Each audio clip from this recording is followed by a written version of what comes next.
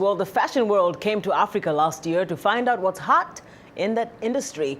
African prints were the top designs, and in countries like Nigeria and South Africa, the fashion industry is growing exponentially. VOA's Carolyn Turner has more for us. At Dakar Fashion Week in Senegal, the collection by the magician of the desert, Nigerian designer El Fadi, was the highlight of the runway, showcasing African fabrics with modern designs. The Paris-based designer said this season's collection was all about his home country, Mali, which is currently going through a tumultuous political period. On ne peut pas choisir la mode et choisir la création. We are here to celebrate fashion and give Africa a chance, but we cannot sit back and accept what is happening in Mali today. And that is why I'm from Timbuktu. And I have to honor Mali by showcasing its creativity through the clothes. Dakar is one of the highlights of the African fashion calendar and the brainchild of stylist known as Adama Paris. In South Africa, fashion buyers, consumers, and influential icons from all over the world came to witness African contributions at the 16th South Africa Fashion Week in Johannesburg. I love the print, I love the contrast of print on print. I think that for me is just beautiful. The fact that we're embracing African fashion a lot more, I think I've been seeing a lot more of it on the streets as well, and I think it's a trend that I'm going to be following as well.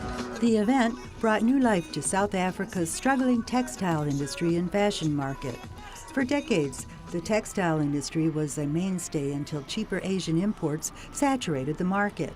With the right marketing and exposure, Lucilia Buizin, director of South African Fashion Week, says deals with international retail stores in Europe and the USA can earn South African designers close to $1 million a year.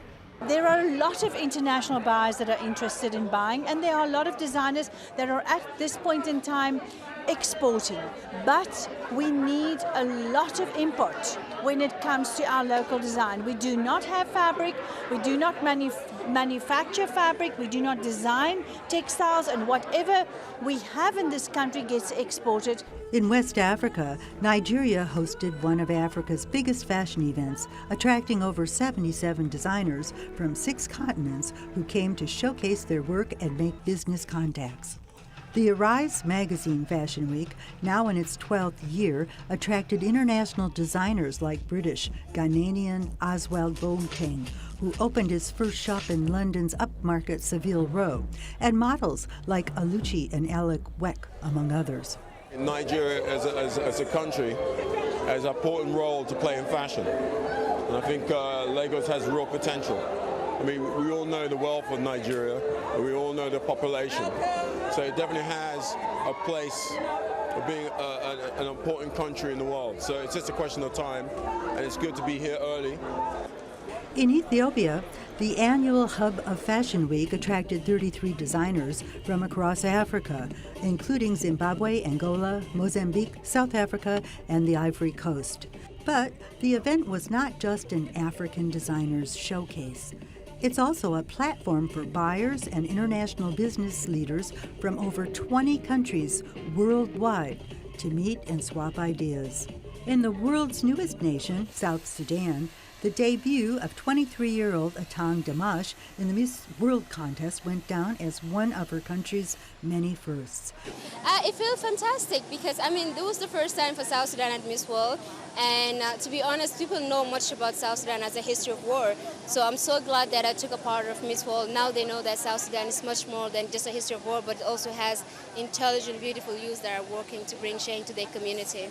South Sudanese women have made their mark in the fashion world with their striking features: rich, flawless skin, high cheekbones, and long, graceful frames, making them almost every international fashion designer's ideal canvas. Alex Weck is one of the world's most sought-after models, featured on catwalks from New York to Milan and on the covers of top international magazines. South Sudan's models have also started to consider making careers out of fashion at home.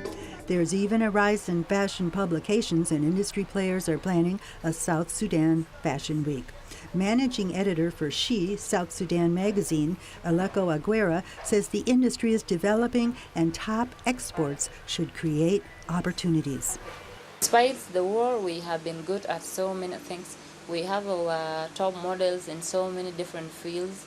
And what I would argue them is, these girls who have been in these careers, they need to come back home, establish something, so that, because people have been heard about them and like work as a supermodel, but they really don't know what is she doing over there. So it needs her and the rest to come on the ground and do something. With the success of models like Wek, Dimash, and dozens of other internationally renowned South Sudanese in fashion, newcomers have plenty of role models. Carolyn Turner, VOA News.